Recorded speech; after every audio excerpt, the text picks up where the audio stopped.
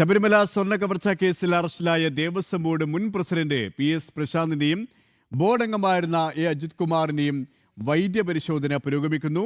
ഇരുവരെയും അല്പസമയത്തിനകം കൊല്ലം വിജിലൻസ് കോടതി ജഡ്ജിയുടെ മുന്നിൽ ഹാജരാക്കും. അതേസമയം PS പ്രശാന്തിനെയും അജികുമാറിനെയും കൊണ്ടുപോയ വാഹനത്തിന് നേരെ യുവമോർച്ച പ്രവർത്തകർ ചീമുട്ടെറിഞ്ഞു. വിശദാംശങ്ങളുമായി ശ്യാമപ്രസാദും മനോജും ചേരുകയാണ്. ആദ്യം ശ്യാമിലേക്ക്. ശ്യാം, ഇപ്പോൾ വൈദ്യപരിശോധന എപ്പോൾ പൂർത്തിയാകുമെന്നാണ് മനസ്സിലാക്കാൻ കഴിയുന്നത്? നടപടിക്രമങ്ങളുടെ മറ്റു വിവരങ്ങൾ കൂടി.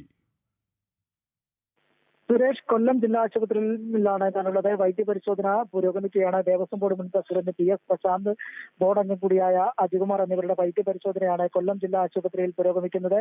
എന്തായാലും അല്പസമയം മുമ്പാണ് നിലവിൽ കൊല്ലം പോലീസ് ക്ലബിൽ നിന്നുകൊണ്ട് ഇരുവരെയും കൊണ്ടുള്ള വാഹനം കൊല്ലം ജില്ലാ ആശുപത്രിയിലേക്ക് എത്തുകയും ഉടൻ തന്നെ ഇരുവരെയും ആശുപത്രിക്കകത്തേക്ക് മാറ്റുകയും ചെയ്തത്. നിലവിൽ വരുന്ന വഴിക്ക് യുവമോർച്ച പ്രവർത്തകർ വാഹനത്തിന് നേരെ ചീമുട്ടെറിയുകയും ചെയ്തു. നമുക്ക് ദൃശ്യങ്ങളിൽ കാണാൻ കഴിയും. യുവമോർച്ച പ്രവർത്തകർ ഇത്തരത്തിൽ പ്രതിഷേധവുമായി രംഗത്തെത്തിയ വാഹനത്തിന് മുമ്പിൽ പ്രതിഷേധവുമായി രംഗത്തെത്തുകയായിരുന്നു. ഈ പ്രതിഷേധത്തെ മറികടന്നാണ് വാഹനവും കൊല്ലം ജില്ലാ ആശുപത്രിക്കുള്ളിലേക്ക് പ്രവേശിക്കുകയും ചെയ്ത് കൊല്ലം ജില്ലാ ആശുപത്രിക്കകത്ത് പോലീസിന്റെ ബന്ദോബസ്തോടു കൂടിയാണ് ഇരുവരെയും അകത്തേക്ക് കൊണ്ടുപോവുകയും ചെയ്തത്. ഇപ്പോൾ അജികുമാറിന്റെ ഒപ്പം തന്നെ PS പ്രശാന്തിന്റെയും വൈദ്യപരിശോധന അകത്ത് പുരോഗമിക്കുകയാണ്. നമ്മുടെ ക്യാമറമാൻ അനൂജ് ഈ ദൃശ്യങ്ങളെല്ലാം തന്നെ പകർത്തുന്നുണ്ട്. ഈ കാര്യങ്ങൾ എല്ലാം തന്നെ പൂർത്തിയായ ശേഷം അല്പസമയത്തിനകം തന്നെ നിലവിൽ ഇരുവരെയും കൊണ്ട് പുറത്തേക്കെത്തും. കൊല്ലം ജില്ലാ വിജിലൻസ് ജഡ്ജിക്ക് മുമ്പാകെ ഹാജരാക്കാനാണ് ഇപ്പോൾ നിലവിൽ തീരുമാനം. വിജിലൻസ് ജഡ്ജി ഇതിനായി നിലവിൽ വീട്ടിലായിരിക്കും.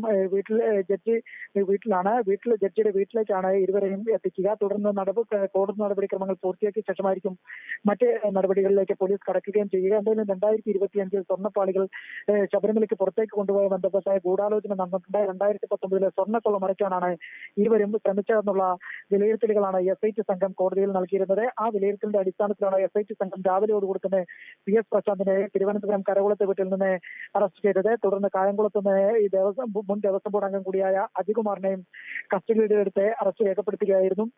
ഇരുവരെയും കൊല്ലം പ്രസ് ക്ലബിൽ രാവിലെ 11 മണി മുതൽ നീണ്ട ചോദ്യം ചെയ്യലിന് ശേഷം അല്പസമയം മുമ്പാണ് കോടതിയിൽ ഹാജരാക്കുന്നതിന് മുമ്പായി വൈദ്യപരിശോധനയ്ക്കായി കൊല്ലം ജില്ലാ ആശുപത്രിയിൽ എത്തിച്ചിരിക്കുന്നത്.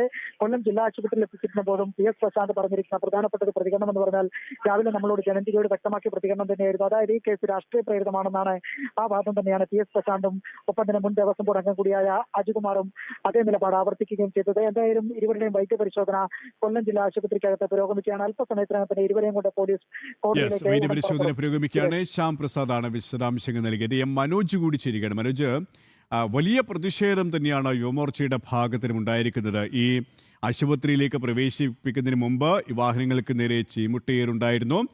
ഇനി അല്പസമയത്തിനകം തന്നെ ഈ വൈദ്യപരിശോധന പൂർത്തീകരിച്ച് വിജിലൻസ് ജഡ്ജിക്ക് മുന്നിൽ ഹാജരാക്കാനുള്ള നീക്കം തന്നെയാണ് അന്വേഷണ സംഘം നടത്തുന്നത്. കാരണം കോടതിയുടെ നടപടിക്രമങ്ങൾ അവസാനിച്ചിരിക്കുകയാണ്. ഇനി ജഡ്ജിയുടെ മുന്നിലേക്ക് കൊണ്ടുപോകാനുള്ള തയ്യാറെടുപ്പാണല്ലേ?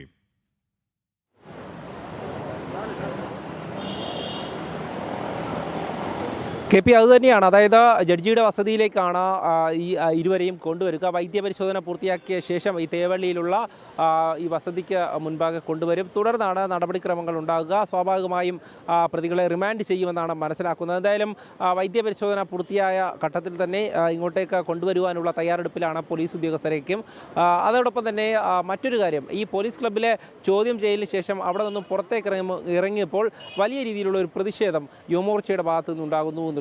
അതായത് ഈ വാഹനം പുറത്തേക്ക് വന്നപ്പോൾ ചീമുട്ട എറിഞ്ഞുകൊണ്ടാണ് യുവമോർച്ച പ്രവർത്തകർ പ്രതിഷേധം അറിയിച്ചത്. PS പ്രശാന്ത് അതോടൊപ്പം തന്നെ അജികുമാർ ഇവരെ രണ്ടുപേരെയും കൊണ്ട് ഈ വലിയ വാഹനത്തിലാണ് ആശുപത്രിയിലേക്ക് പോയിരിക്കുന്നത്. വൈദ്യപരിശോധന പൂർത്തിയാക്കി നേരെ വരുന്നത് ഞാനിപ്പോൾ നിൽക്കുന്ന ഇവിടെയാണ്. അതായത് ഇതുവഴി ഉള്ളിലേക്ക് പോകുമ്പോഴാണ് ജഡ്ജിയുടെ വസതിയുള്ളത്. എന്തായാലും പോലീസ് ഉദ്യോഗസ്ഥരടക്കം ഇവിടെ കൂടുതലായി എത്തിയിട്ടുണ്ട്. അതായത് നേരത്തെ പ്രതിഷേധങ്ങളൊക്കെ ഉയർന്ന സാഹചര്യത്തിൽ കൂടുതൽ പോലീസ് ഉദ്യോഗസ്ഥരെ വിന്യസിച്ചുകൊണ്ട് തന്നെയാണ് ഇപ്പോൾ അന്വേഷണ സംഘം ഈ നടപടിക്രമങ്ങളൊക്കെ പൂർത്തിയാക്കുവാൻ വേണ്ടി ജഡ്ജിക്ക് മുമ്പാകെ എത്തുന്നത്. ഇതിൽ നേരത്തെ ശ്യാം സൂചിപ്പിച്ചിരുന്നു. അതായത് 2025 ഈ സംഭവങ്ങൾ ഉണ്ടാകുന്നത്. 2019 കേസുമായി ബന്ധപ്പെടുത്തി 2025 ഇത് മറച്ചുവെക്കുവാനുള്ള ഒരു ശ്രമം നടന്നു എന്നുള്ളതാണ്.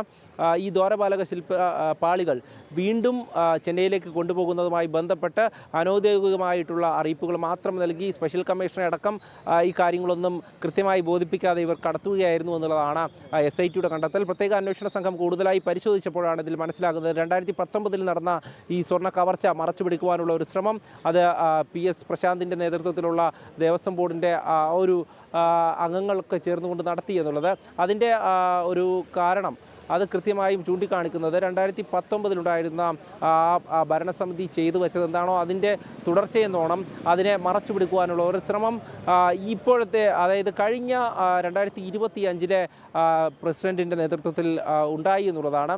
അതോടൊപ്പം തന്നെ മറ്റൊരു കാര്യം കാണിക്കുന്നത് പുതിയ FIR ഇടണമോ വേണ്ടയോ എന്നുള്ളത് ചർച്ചയിൽ ഇരിക്കുകയായിരുന്നു. അതിനുശേഷം പുതിയതായി ഒരു FIR വേണ്ട എന്നുള്ളൊരു തീരുമാനത്തിലേക്ക് എത്തിയെന്നാണ് മനസ്സിലാക്കുന്നത്.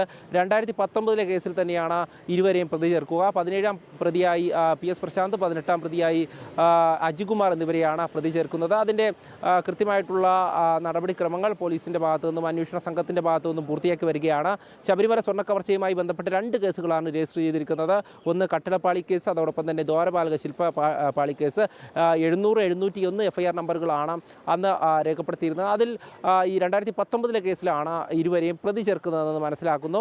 സ്വാഭാവികമായും ദ്വാരപാലക ശില്പപാളികൾ കൊണ്ടുപോകുന്നതുമായി ബന്ധപ്പെട്ട ചില മറച്ചുവെക്കൽ, അതായത് അവിടെ നിന്നും സ്വർണം കവർന്നത് മറച്ചു വെക്കുവാനുള്ള ഒരു ശ്രമം അത് ഉണ്ടായി എന്നുള്ളത് SIT കണ്ടെത്തിയിരിക്കുന്നു. അതിൻ്റെ തെളിവുകൾ നിരത്തിയാണ് കോടതിയിലേക്ക് പ്രതികളെ അറസ്റ്റ് ചെയ്ത് ഹാജരാക്കുന്നത്. എന്തായാലും വൈദ്യപരിശോധന കഴിഞ്ഞ ശേഷം പ്രതികൾ ഇങ്ങോട്ട് തന്നെ എത്തും എന്നുള്ളതാണ് മനസ്സിലാക്കുന്നത്.